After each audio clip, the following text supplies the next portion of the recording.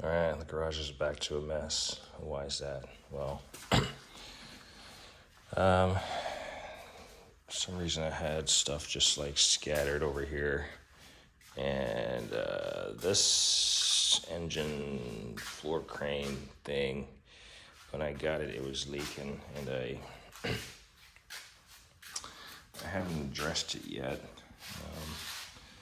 It's leaking from a piston that's down there. Actually, it's leaking from this piston. So I suspect its seal is bad. This one, my intent is to repaint it, get it like cleaned up, repainted, blue and white in the OTC color, because these things are badass. Like, yeah, I can see the fluid just like right there. You can see it. And so I put a piece of pig mat right there. Yeah, this thing is like, I mean, it works. You can see it. It's moving. But maybe if I take the pressure off it, maybe it'll stop dripping. Maybe that's what it is. Maybe I had left the pressure on there. So, this thing was stacked over here, on my nice tile floor. And you can't really see it because I just used some purple power to try to see if I can clean the grout. It's only two little spots right here and like right here. So I think it's been sitting there long enough to where it has changed the color slightly of the grout. I mean, this is the original color, but it's not the end all. It's a garage. It's gonna get nasty. But try to limit, try to clean up. It was just out of sight, out of mind. I had some buckets right there, and I thought it was them that was like sweating or something, but it was actually hydraulic fluid. So it's not, like I said, it's not the end of the world. It's a garage. But if we can limit leaks and stains and stuff, that's the intent. We want to keep it as immaculate as possible.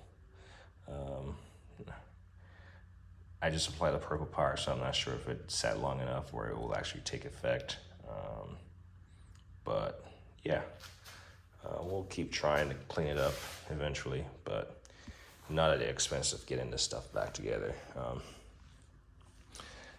That tool cart is like filled up with a bunch of like eBay used tools and stuff, so I still need to go through and like purchase the stuff that was missing, like bits and bobs and whatever, like small pieces to complete, like I said, whatever was missing. And then the reason why I have them over there is that, being that most of them are used, I'm gonna go through and clean them up, like wipe them down, I don't know, I'm not a germaphobe, but yeah. Most of my things are like first-hand usage, but I'll clean my stuff up. Still haven't gotten around to using my welder. I've never welded a day in my life. Have no knowledge of welding,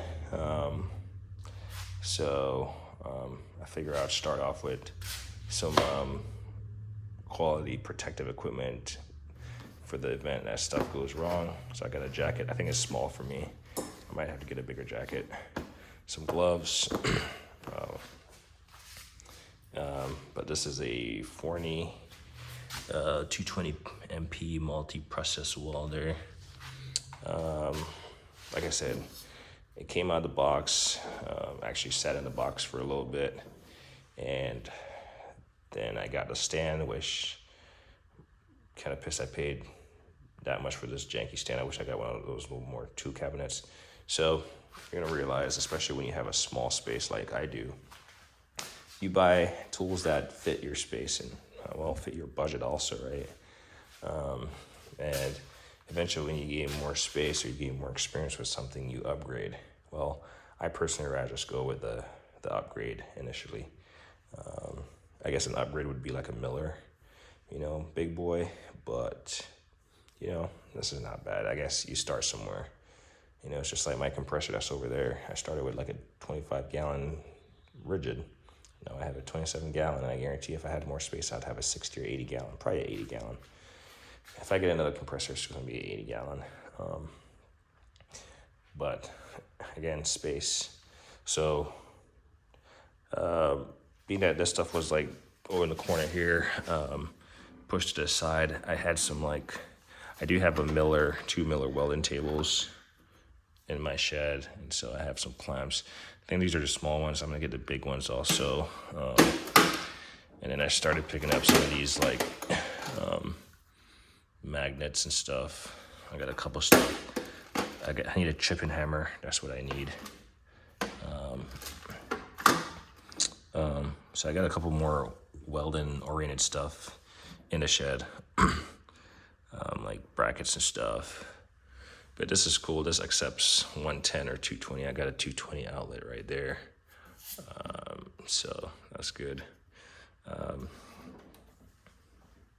It's probably not good for these cords to be wrapped up like this, so we'll get with it. And then I got a 40p plasma cutter. Again, I have never used a plasma cutter, but I thought it was pretty cool. And once you start getting into that realm of doing stuff, this is a versatile piece of equipment to use. So we're gonna figure out how to use these bad boys.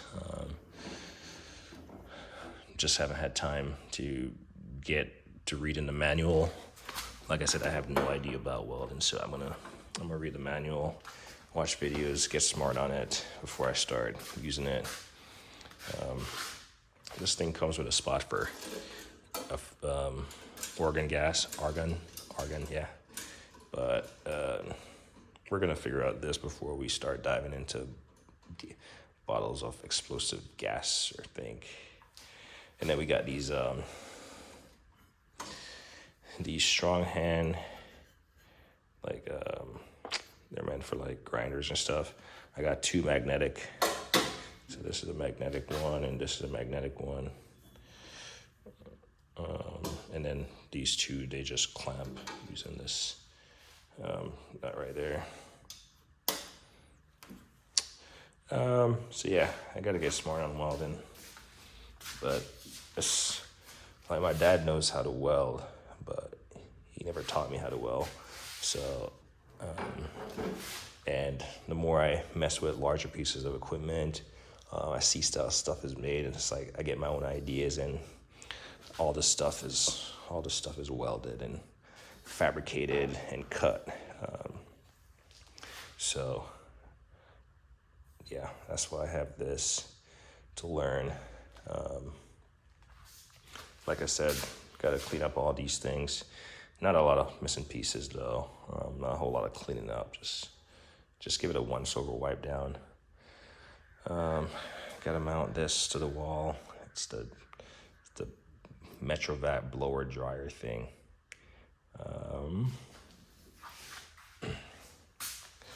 Yeah, so this place is a mess. I'm gonna probably I'm gonna organize a little bit.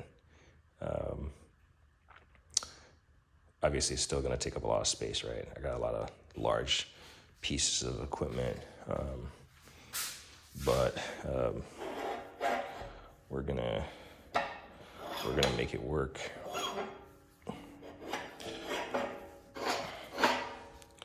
We're gonna make it work. I do have actually another piece of equipment coming tomorrow, and it's about 300 pounds, so it's not light by any means.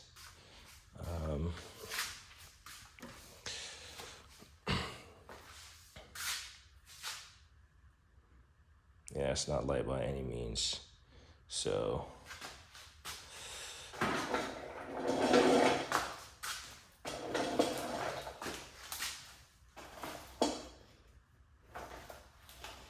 it's not light by any means.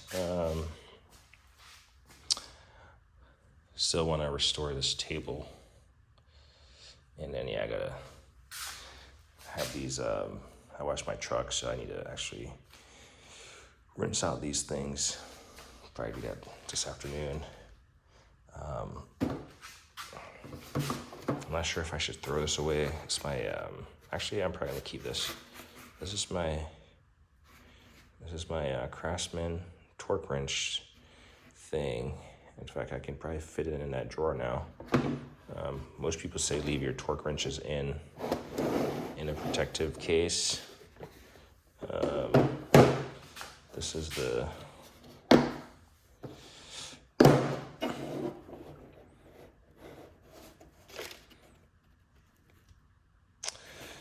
so this is a 3/8 or half. I'm thinking a half. Yeah, it's a 1/2 inch drive. This finish on it though, not superly impressed.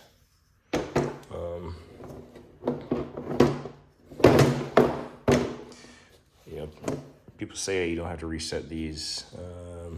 Obviously, I don't have mine reset to 0, but I typically do regardless. Now, this is a Precision Instruments. You can see the part number right there. Actually, yeah, it was set to 0, sorry. So it was set to 0. So I typically just reset it to 0. And leave it as is.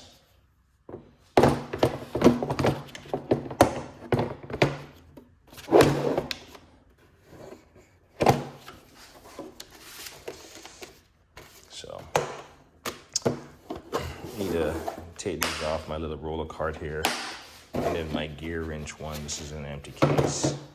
My gear wrench 1/2 inch. Got these 2 Milwaukee lights that I have in here. So you gotta clean this little stuff up. I'm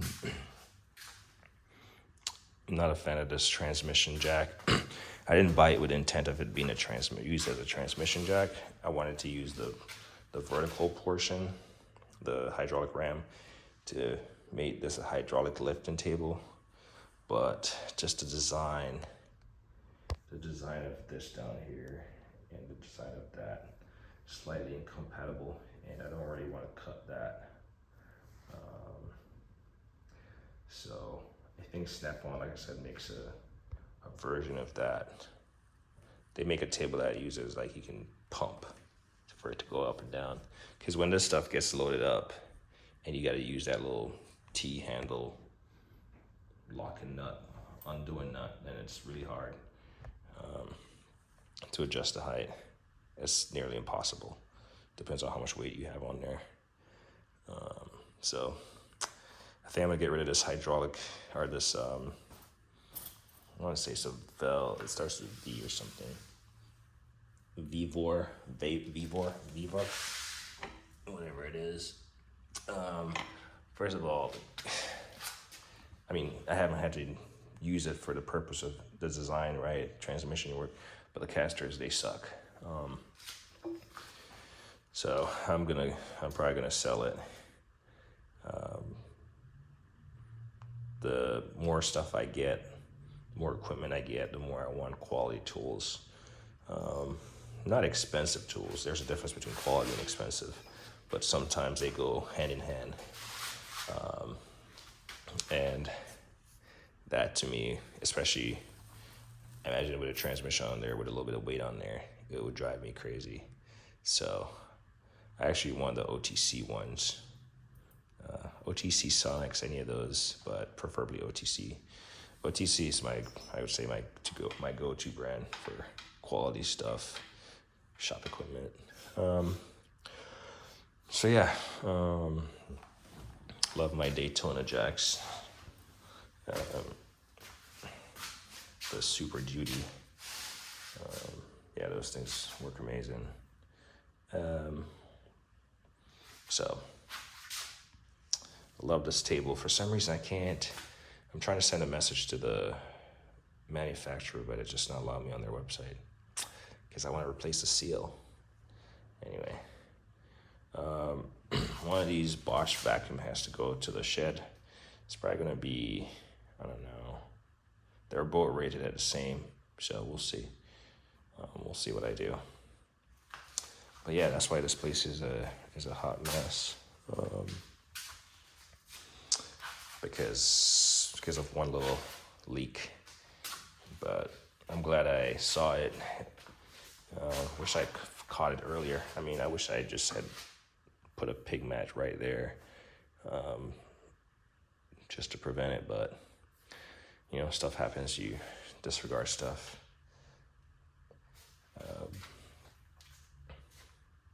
And then something I learned about the installation of my swivel hose reel the other day is that, well, it can cause your garage door to jump the reel. So what happened was I was using it outside at my Tacoma, which is just behind the garage door here, and this thing was swiveled right here. And for some reason, it made contact. Actually, I don't even know how it made contact right now, because it seems like it doesn't really impede anything. At least that's what I thought when I installed it. I was like, oh, I got close. And the only reason why is because there's a wall stud right there that I was able to, you know, get right into with the swivel arm bracket. I didn't want to install any over there. Actually, there's one right there. I guess I could have brought it over one. It's only like 16 on center. And then that would have definitely cleared the garage door. But anyway, long story short, I want to say I tried to close my garage door, and the thing, the spool here, the wire that lifts the garage door, jumped and undid itself. And it happened on not only that one, but it also happened over here. So both sides, both of the wires jumped off the spool. And so, I mean, yeah, I messed with my garage door. I installed that side door opener myself. I need to figure out, you know, watch a couple videos and see how this is done safely to tension it up. But I had to figure out how to get this garage door back functional. And it's pretty simple, but it takes a little bit of like seeing what's going on. And luckily those wires, spool wires, meant to like undo from the garage door rather easily. And so I undid that, spooled it back around in the tracks and the grooves. But to get the clearance to work with, I had to lower the garage door, which I was able to do by hand with the wire disconnected. So I disconnected the wire up top from the garage door after it was already undone. And then I lowered the garage door. Little did I know this thing was that heavy. Because when I had the wires already spooled up on both sides, and I used a vice grip to hold it to the frame just so it wouldn't unspool. Then I tried to lift the garage door. These things, oof, I'm not sure how much it weighs, but it had to be over 300 pounds, definitely. And I must have tried 5 times. And I left it, I was trying to figure out a way to like jerry rig a lift to pull up, and I was like, I don't want to do all that. But you know, sometimes you walk away from stuff, and you know, you find newfound knowledge. In my case, I found some newfound strength, and I came back and I just went for it. I was able to lift it up. It was definitely not the safest way to go about it, as far as, you know, a 2-person lift required. But I lifted up and I was able to get it back on, so it functions. Long story short, so let's go back and move this thing away from the garage door. I don't think I'm gonna reposition it. It's just something I'm gonna acknowledge that it's there. At least now I don't have the intent of moving it right now. So I acknowledge it could be a problem, and that's the extent of that. If I use it outside, I'll just ensure that or maybe what I'll do is I probably can install like some kind of stopper on the thing, so it doesn't swivel all the way and it just comes like right here. That would be the easiest way. But yeah, this garage is a mess. So what else is going on around here? Light keeps going off. My little 1/4" air SP is not working. It turns, but it's definitely something that's blown out. It doesn't want to perform. So got to figure that one out. Still haven't went back to the hydraulic vise to get this end cap, thread cleaned up, and then we haven't fixed this yet. Or, yeah. Still need to. So all I need to do is literally this door. It's literally just touching a slight bit, and I just need to like get my router and like kind of router out the freaking hinge spots a little bit more. So I need to do that so I can get this thing, the lock on there. And then I still want to paint these, and then I got to notch it out so I can get the damn thing back in there. Little small projects, and I probably won't finish this tabletop. It is what it is. Find a place for all my random SAE metric stuff that's mixed in.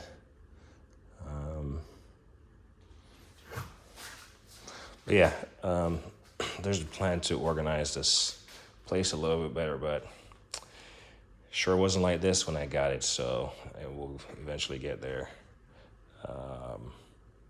As of now, though, I can't park a car in here, so we'll see about that when I get to it. As me always say, like on a hated thing.